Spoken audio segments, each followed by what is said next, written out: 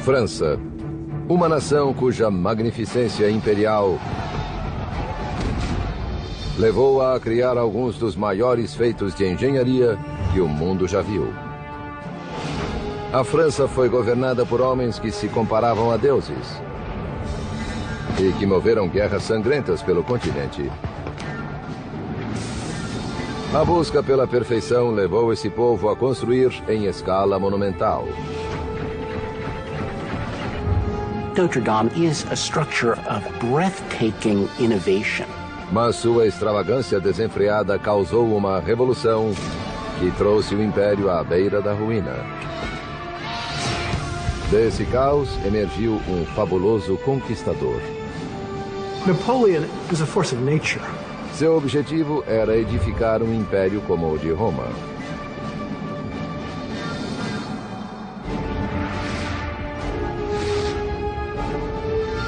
Construindo um Império, Napoleão. 1163, Paris. Um exército de pedreiros trabalhando em blocos de calcário agita-se na Île de la Cité, uma ilha no meio do rio Sena.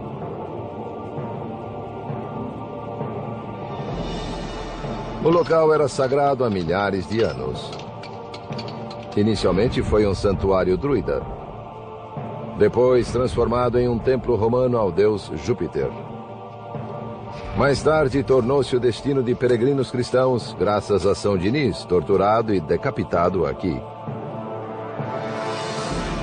O rei da França ordenou então a construção de uma nova catedral que seria a inveja de toda a Europa. Esse rei foi Luís VII.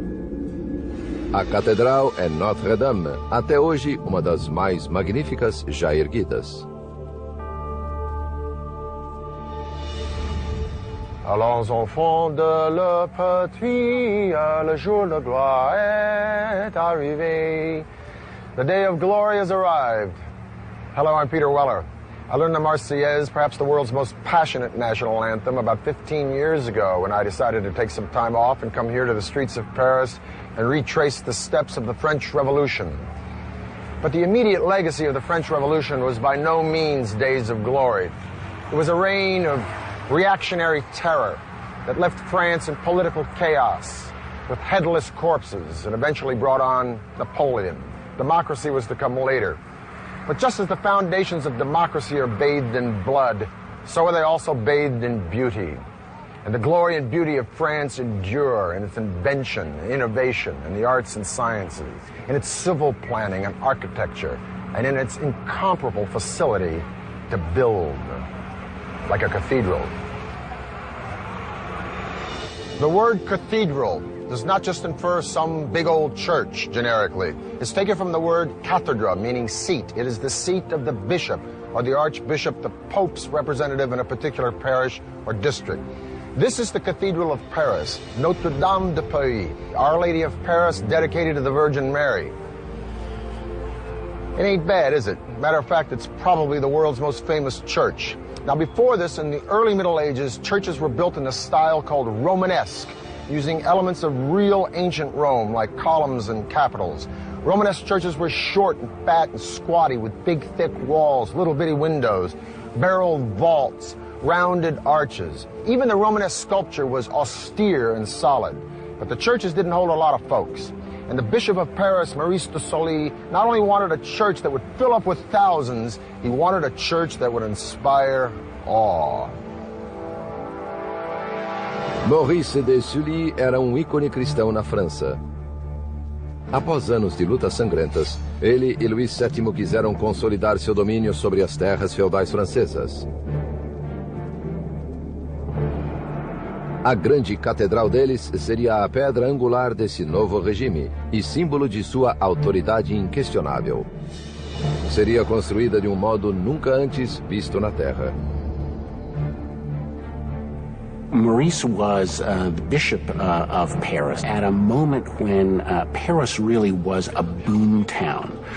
Louis VII established Paris definitively as the capital of the Kingdom of France. I think Maurice wanted to build a building that was worthy of the status of the city and men of enormous wealth and power.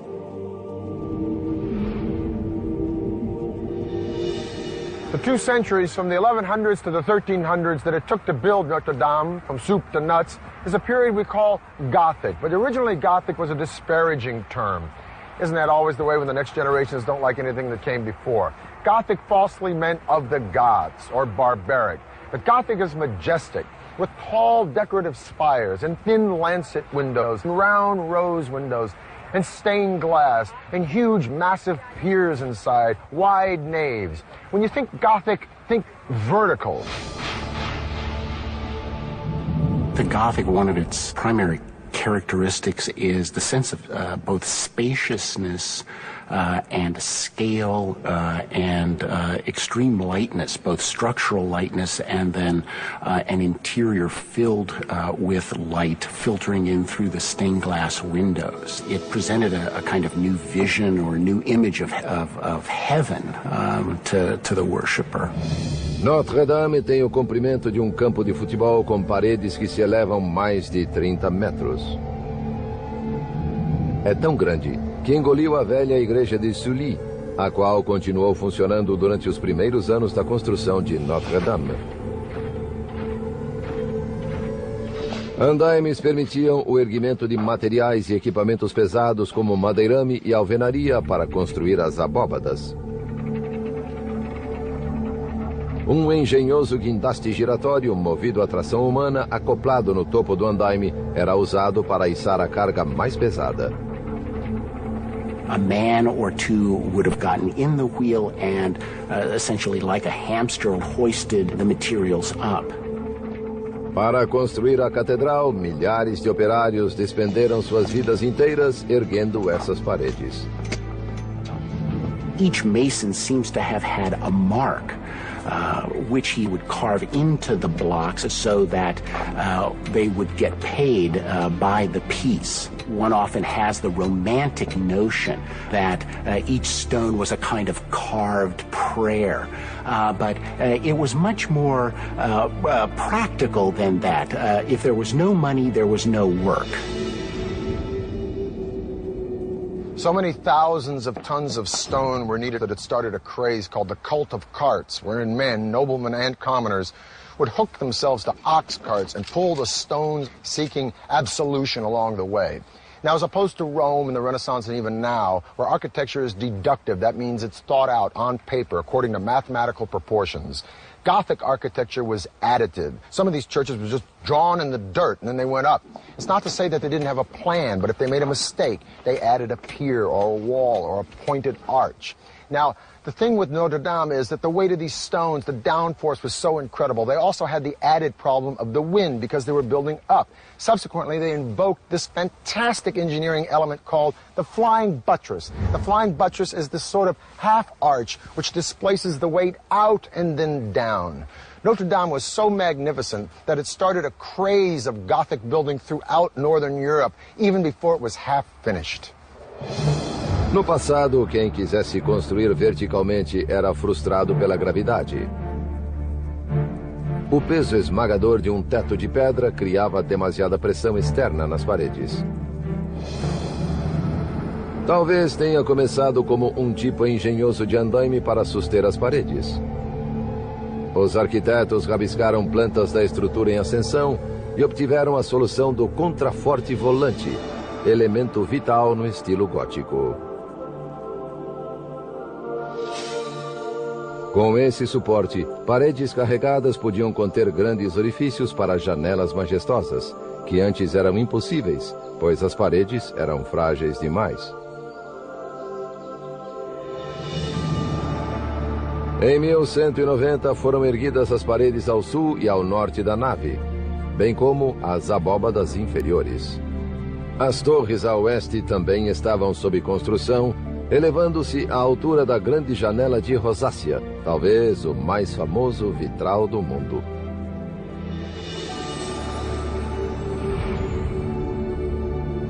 Em 1196, com a saúde debilitada, o bispo estava decidido a fazer de Notre-Dame a catedral mais extraordinária da Europa, mesmo que não vivesse para vê-la pronta. Maurice de Sully, in his will, left money for the roof of the cathedral, and through his generosity, left his mark on his beloved church. A Catedral de Notre-Dame foi concluída em meados do século XIV, quase 200 anos após o início de sua construção. Era o símbolo de um império em ascensão. Sua grandiosidade e beleza prenunciavam o poder e a glória que estavam por vir.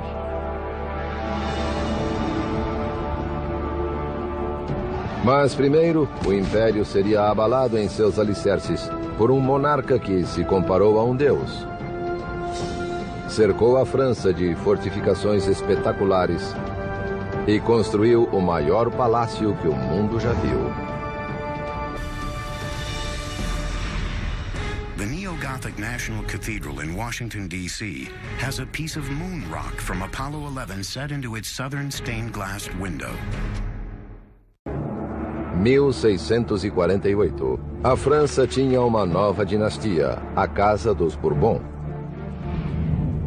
O país emergia de séculos de guerras sangrentas e surtos devastadores da peste. O novo rei tinha apenas 9 anos. Era Luís XIV. Luís começou seu reinado em uma época na qual nobres que haviam perdido o poder não pretendiam deixar a situação assim. E com um menino no governo, eles conspiraram. Os nobres rebelaram-se, forçando o pequeno Luís e sua família a fugir e se esconder. Mas a família real retomou o controle. E Luís jurou que nunca mais deixaria alguém desafiar sua autoridade. O menino tornou-se um jovem e seu gosto pelo extravagante também cresceu. Especialmente seus projetos de construções monumentais. Diferente de Notre-Dame, um tributo a Deus, Luís resolveu erigir um monumento a si próprio. Rompendo radicalmente com seus antecessores, assumiu o controle absoluto, transferindo a sede do governo para fora de Paris, estabelecendo-o em uma cidadezinha 20 quilômetros ao sul, Versalhes.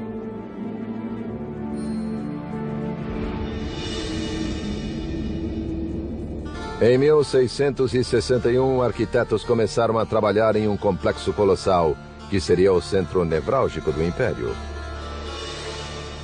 Louis XIV wanted spectacular achievements. He wanted spectacular engineering, spectacular architecture. Versailles itself is a statement that says a lot about the kind of image he wanted to project to the world. You know, he wanted to be #1 power. Versailles. It was here that the powdered wig and puff pastry were raised to high art.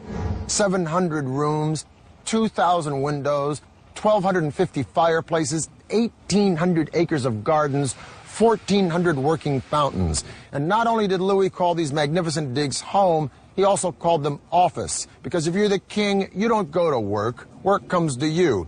After all, this is the dude who said, "L'État c'est moi." The state is me. And what better place to be the state than in a pad that's got an entire hallway made out of mirrors? Let me put it this way. If you were called on the carpet at Versailles, it was a pretty long carpet. By 1682, when Versailles was finished, it would have become the symbol of the power and the glory of the regime ancien. Seus jardins e fontes eram os mais belos que o mundo já vira. Mas precisavam de água. Para resolver esse problema, Luís encomendou um de seus mais extraordinários feitos de engenharia, a máquina Marly. Uma enorme estação bombeadora para trazer água das areias a 4,5 km rio acima, até suas queridas fontes aqui. Inaugurada por Luís em 1684, a máquina Marly era um milagre de engenharia hidráulica.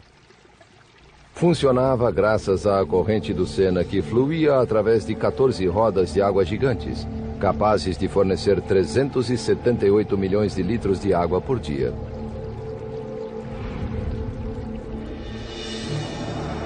No seu entender, Luís transcendia a mera mortalidade.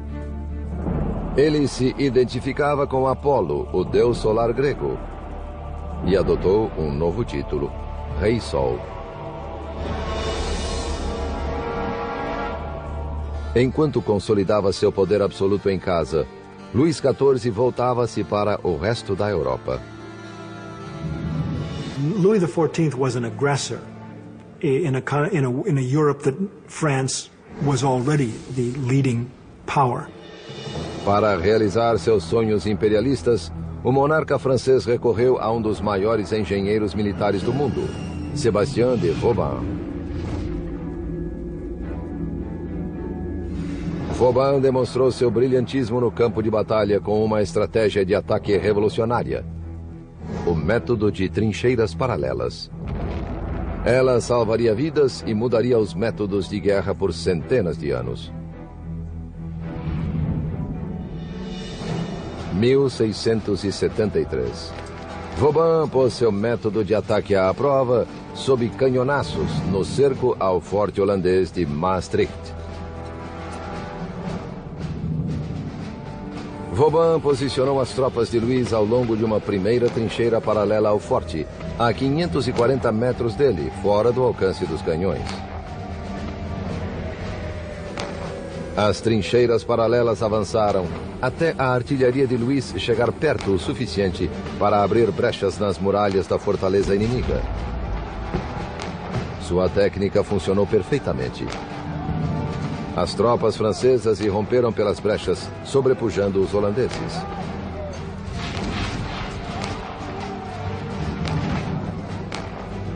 A estratégia bélica de Vauban levou a França de vitória em vitória, permitindo que Luís viajasse às linhas de frente, coisa muito arriscada para reis anteriores. Vauban offered him the possibility to be the winner at the war. The most beautiful attack of Vauban was the one where the king is here. Cada primavera, Luís liderava seu exército para cercar cidades fronteiriças, levando a corte consigo, inclusive sua rainha e suas amantes. A tática de cerco de Vauban ajudou Luís a expandir as fronteiras da França. Seu gênio defensivo, construindo e renovando 300 fortes ao redor do país, tornou o reino praticamente inexpugnável. In ancient Rome, the geometrical shape that was considered most divine for building was the circle or the square for its precision and symmetry. We call this today the centralized plan. Now, this centralized plan became the inspiration for Vauban to build a fort, except in the shape of a star. But the real genius of Vauban was that he could adapt these forts to any terrain. He could read the valleys and the rivers and the cliffs and build his trenches and moats and walls to maximum effectiveness. He could eliminate blind spots where offenders could hide, at the same time giving the defenders the best vantage points in which to return fire. What Vauban gave to the Kingdom of France is the fact that during 150 years after him, never the war became inside the territory of France. The war was always outside. That's very good for the king. Mas os gastos desenfreados de Luís em centenas de fortes deixaram o país à beira da ruína. Vauban ofereceu ao rei uma solução simples: taxar os nobres, não só os camponeses. Sua sugestão foi rejeitada, mas a ideia ressurgiu 100 anos mais tarde, durante a Revolução.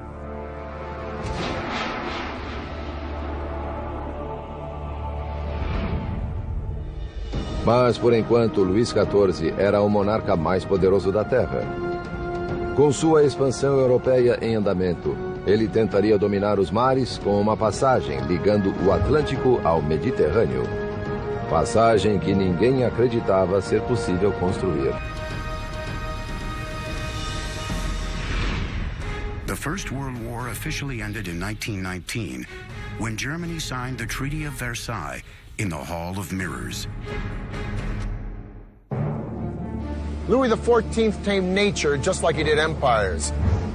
He pulled these parks and gardens of Versailles right out of a marsh. He spared no expense in diverting the rivers around Versailles to fill up these 1,400 fountains. But while these fountains were being designed, there was a salt tax collector named Pierre-Paul Riquet who had water dreams of his own. He dreamed of connecting the Mediterranean Sea with the North Atlantic Ocean with a waterway that would cut all the way through France. The influence of France during the reign of Louis XIV was so profound that French became the spoken language amongst the educated of Europe, as well as the language of diplomacy amongst all the European monarchies. But Louis XIV detested dependency upon these monarchies, particularly Spain, for its access from the Mediterranean Sea to the Atlantic Ocean.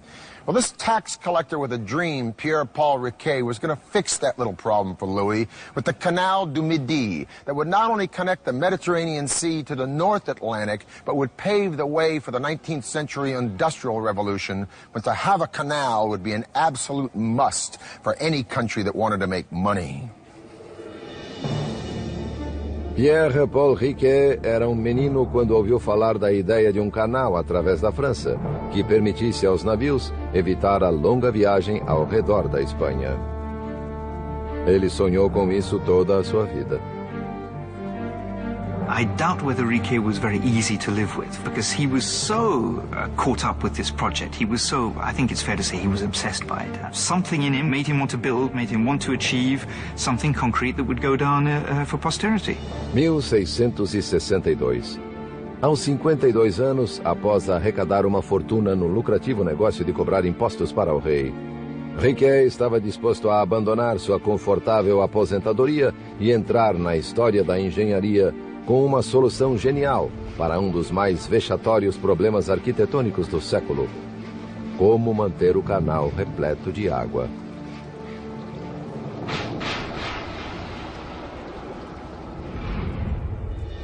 Ele descobriu uma série de rios que podiam ser canalizados para alimentar o canal em seu ponto mais crítico, mas teria de controlar o fluxo da água o ano inteiro. It was going to be dry during the summer. So Riquet understood you needed to get a big volume of water as a reservoir. And the site was found, which was the Saint-Ferréol Dam. And that was absolutely spectacular. That was the key to the whole project. Reservatório. Foi lance de gênio. Riquet solucionou o dilema que ninguém conseguira antes dele. Só havia pequeno problema. Para suprir o canal com água suficiente, ele teria de construir a maior represa que o mundo já vira. Ela teria 30 metros de altura e 136 metros de espessura. Atrás dela, lago artificial de 7,5 bilhões de litros. A bacia de Saint-Ferréol apanharia água de vários mananciais. Funcionava bem no papel. Mas só havia homem no mundo com dinheiro suficiente para financiar o projeto audacioso de Riquet. Para chegar ao rei, ele precisava convencer o seu todo-poderoso ministro das Finanças, Jean-Baptiste Colbert. Riquet esboçou suas plantas e apresentou-as a Colbert. Este imediatamente reconheceu-lhe o potencial para fornecer receita e lucro para a nação. O passo seguinte foi convencer o rei, que gostou da ideia. O canal seria projeto grandioso, digno de seu reinado. Louis XIV acutely realized the potential of architecture to establish an image that would embody not only his personal authority and status, but also that of the Kingdom of France that he ruled. Mesmo assim, Riquet teve de empenhar suas próprias economias para custear 1/3 do projeto, antes da aprovação de Luís.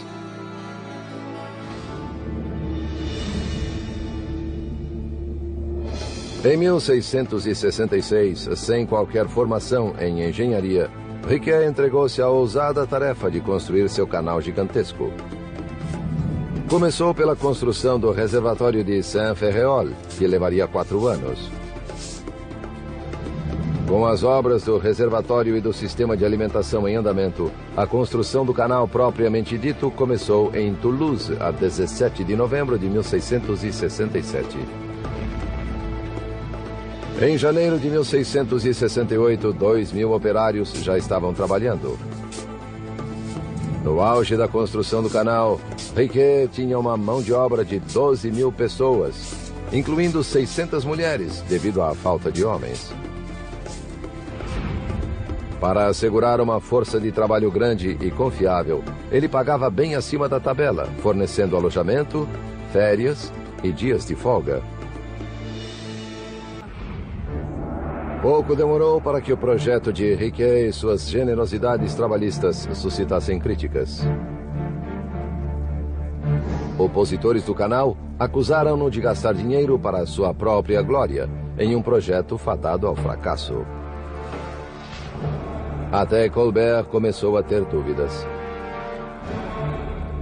Em 1677, a construção, que já durava 10 anos, entrou em crise quando o canal se aproximou da encosta sul da Serra de Anserine. Riquet propôs outra ideia arrojada. Construiria o primeiro túnel para a navegação do mundo e o faria com explosivos. Quando a notícia do plano chegou a Paris, Colbert entrou em pânico.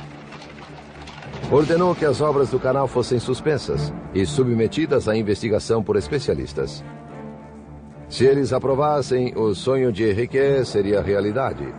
Se desaprovassem, décadas de trabalho árduo iriam pelo ralo. E a fortuna de Riquet estaria aniquilada.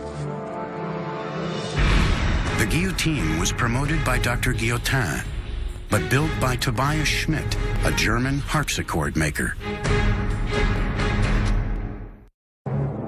1677. O canal du Midi, no sul da França, um dos maiores feitos de engenharia da história, estava à beira do desastre. Após 10 anos de esforço incansável, Pierre-Paul Riquet corria o risco de perder tudo.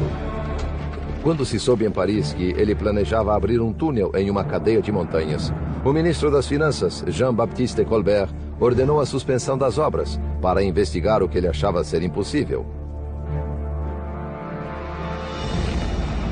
Usar explosivos para construir o primeiro túnel navegável.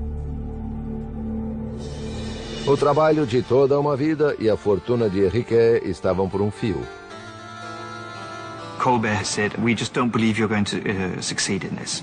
And so Riquet, the story is that he increased the numbers of men and women working on the job, and that by the time the inspector came, I think it was 2 weeks later, they'd been able to get cut through and provide proof that the tunnel was feasible.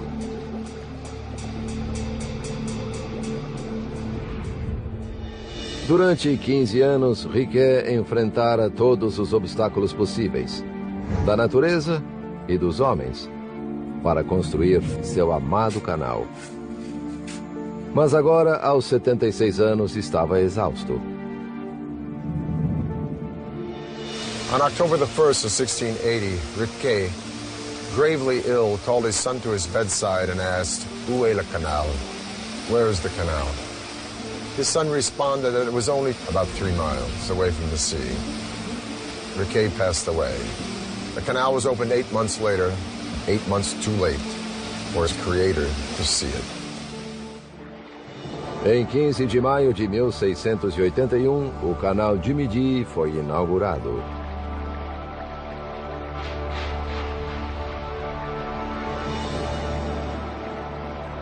The Canal du Midi is a masterpiece.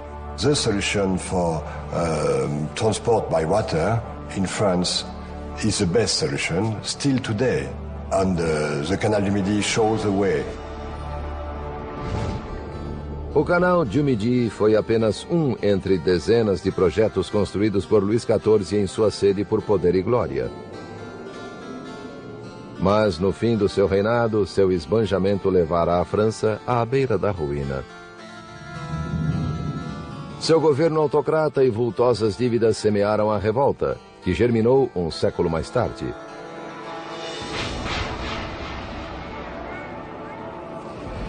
In 1789, the monarchy was deposed by the French Revolution.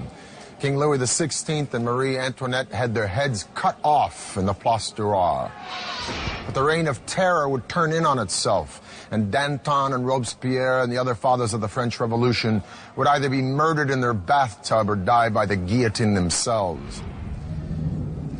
And out of this chaos would come a young, brilliant general from Corsica who would lead France into a new era of empire. 1795.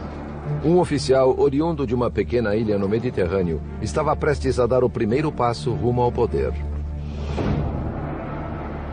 A vertigem dominava Paris após 3 anos sangrentos que se seguiram à Revolução Francesa. O reinado dele cativaria a imaginação do povo francês e o lançaria no cenário mundial como um dos maiores conquistadores da história. Seu nome era Napoleão Bonaparte.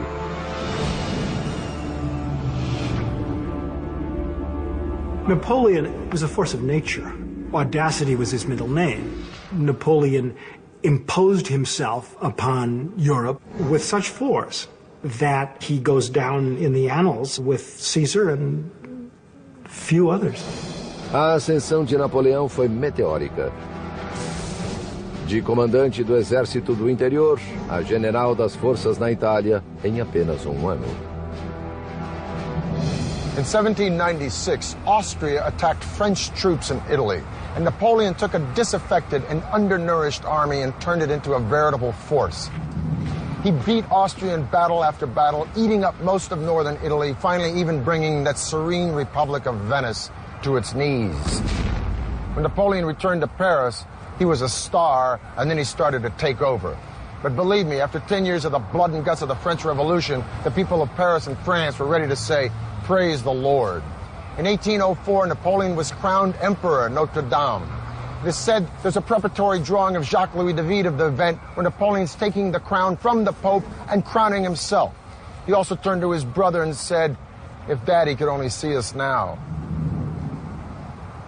Now, with his astounding ego, it's interesting that Napoleon was averse to creating monuments to himself, but he created one, 70,000 tons of stone in the shape of an arch, modeled on the Arch of Titus in the Forum of Rome. It would be called the Arc de Triomphe.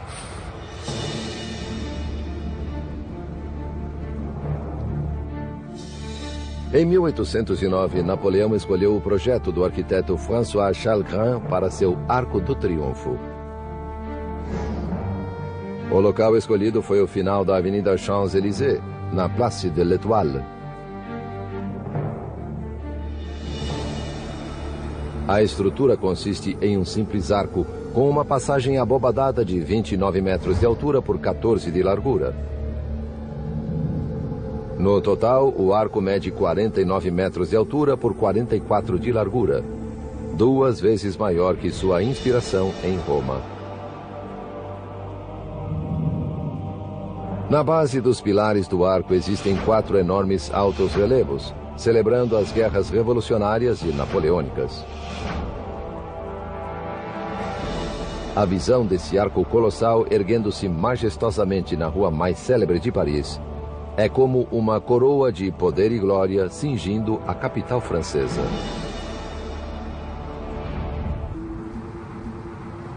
By 1812, Napoleon had conquered most of Europe, but then the boy bit off more than he could chew.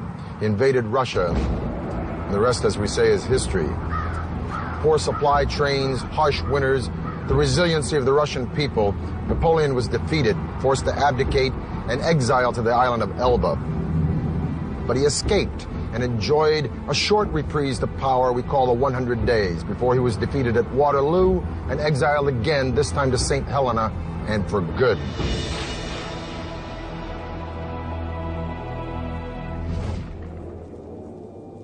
Perhaps in respect and awe that the French felt for Napoleon, they continued the work on the Arc de Triomphe until it was finished in 1836. And the Arc de Triomphe would stand as the emblem of France until a wiry, bizarre skeleton of a building made out of iron would change the idea of an urban skyline forever. O Arco do Triunfo seria o símbolo de Paris por mais 50 anos, até ser superado por uma torre que cativou a imaginação do mundo. Em 1889, Paris construiria um dos monumentos mais memoráveis e arrojados da Terra, a Torre Eiffel. Napoleon was not short. At 5 feet 6.5 inches, he was even slightly taller than the average Frenchman of the 19th century. Nos anos que sucederam a queda de Napoleão, a França suportou 3 revoluções sangrentas em seu tumultuado afastamento de reis e imperadores rumo à democracia. A década de 1880 marcou o zênite do Império Francês, uma superpotência colonial que cobria 1/3 da África, a Indochina e boa parte do Caribe. A Exibição Internacional de Paris, em 1889, foi idealizada para comemorar o centenário da Revolução e estabelecer uma nova era de poder e glória para a França. O governo francês escolheu um grande chamariz para a exposição, uma torre épica de 300 metros, símbolo arrojado de otimismo e autoconfiança. The Minister of Commerce, Edward Lacroix, saw it as a symbol of progress, where he said humanity gravitates endlessly upward. Um concurso de projetos avaliou 100 propostas, incluindo a da empresa de engenharia de Gustave Eiffel. Desde a década de 1830, engenheiros tentavam construir uma torre semelhante sem sucesso. A reputação internacional de Eiffel como excelente construtor de enormes pontes e estruturas colossais, bem como seu desenho elegante para a torre, garantiram a sua vitória. Mas a torre não agradou todo mundo. Assim que seus planos foram divulgados, houve clamor por parte de artistas e intelectuais parisienses. It was claimed that it was ugly, it was industrial, it was useless. It was a travesty to the Parisian landscape, which contained all sorts of wonderful classical structures. Today we take the Eiffel Tower for granted, but if you think about it in its time, this thing was pretty bizarre. Gustave Eiffel was about to transform the concept and appearance not only of a civil structure, but an entire city's skyline. This thing was going to be the forerunner of the skyscraper, and a lot of folks in Paris didn't dig it. Just like 100 years later, they didn't particularly like the pyramid from IMP in front of the Louvre. But with the Eiffel Tower, it wasn't just the city do-gooders, but serious architects and writers voraciously lobbied against it. Guy de Maupassant supposedly said, "I'll eat there because it's the only place in Paris where I don't have to look at the thing." A torre tem 299 metros de altura, a mais elevada estrutura até então construída pelo homem. Em janeiro de 1887, Eiffel deitou as fundações no Champ de Mars e na margem esquerda do Sena, e encontrou seu primeiro problema. Amostras do solo sob 2 pilares ao longo do rio estavam molhadas e moles, um sério obstáculo para uma torre de 7.000 toneladas. A solução de Eiffel? Uma inovadora forma de ancorar sua torre colossal. Para os alicerces do lado do rio, ele afundou câmaras herméticas de ferro, ou caixas pneumáticas, a fim de que operários pudessem escavar abaixo do nível da água até um leito sólido de rocha. Os alicerces foram assentados na diagonal, de modo que as 4 enormes colunas da torre exercem sua pressão em ângulos retos até os blocos de fundação. Eiffel demonstrou seu gênio inovador no desenho para os encaixes cilíndricos que sustentam as colunas. Em cada um, pôs um êmbolo hidráulico para alinhar as colunas, uma vez que fossem erguidas.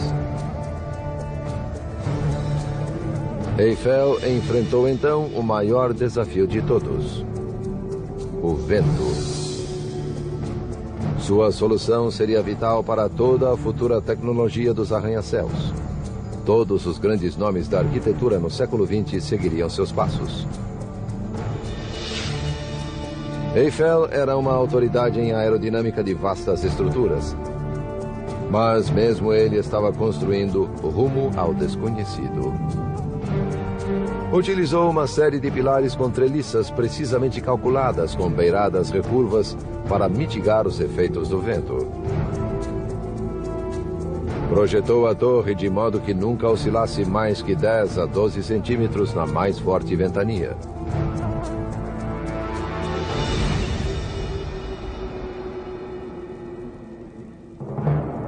Em 1º de julho de 1887, a torre começou a erguer-se. Pedaços enormes da estrutura de ferro foram içadas aos seus lugares por guindastes a vapor. 2/3 dos rebites foram inseridos nas oficinas para permitir uma montagem rápida. Now, one of the ways in which Eiffel did things rapidly was to prefabricate parts. He was a master at organizing his projects. A construção aerodinâmica de Eiffel foi um sucesso. Em contraste com as décadas despendidas na construção de grandes monumentos anteriores, ou os quase 2 séculos para edificar Notre-Dame, a Torre Eiffel foi construída em apenas 22 meses, com somente 300 metalúrgicos. Ao ser terminada em 1889, a obra-prima de Gustave Eiffel substituiu a Grande Pirâmide de Gizé, no Egito, como a mais alta estrutura do mundo, um recorde superado apenas em 1930 pelo edifício Chrysler de Nova York.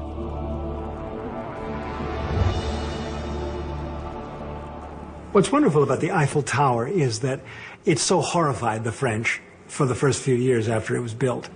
It reflected French technological modernity, architectural audacity that did not lay well with some of the traditional elites.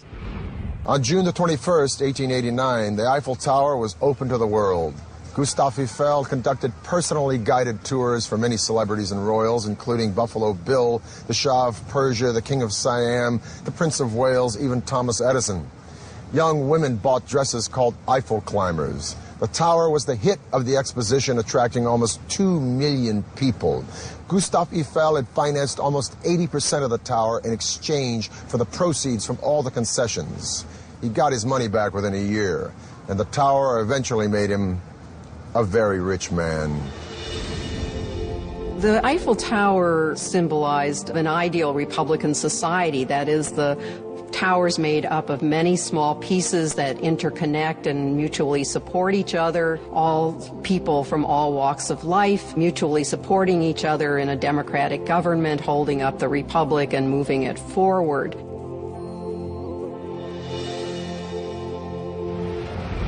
In spite of the cranky cab drivers of Paris, I love this town and I love France. And then again, cab drivers are cranky anywhere. If I could go back in time, a few things at the top of my wish list would be to hang out for a weekend at Versailles with Louis XIV, or sip a coffee with one of my own personal heroes, Victor Hugo, or watch Cézanne paint or Rodin sculpt. As it is, I'm quite content to take my coffee looking up at Notre Dame, or staring at the stained glass of Chartres Cathedral, or gazing up at the Eiffel Tower and wondering how in the heck did they get only 11 pounds per square inch at the greatest points of stress on that thing. The grace and the style and the sophistication of the French have persisted from Charlemagne right into the 21st century. How do they do it? Well, some say it's arrogance. Personally, I think it's confidence. Vive la France. For the History Channel, I'm Peter Weller.